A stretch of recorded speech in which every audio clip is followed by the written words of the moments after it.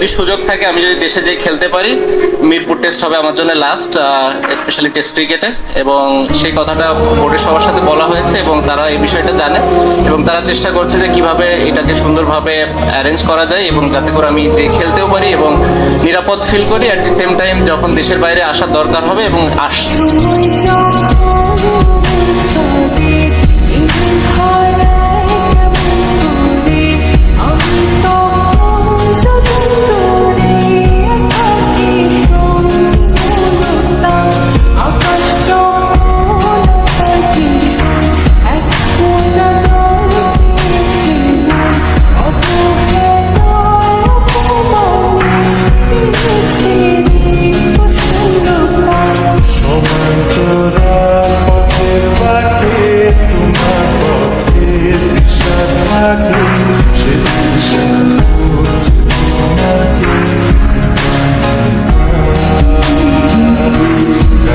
সবুজ পাতার থাকে তোমার ছোঁয়া,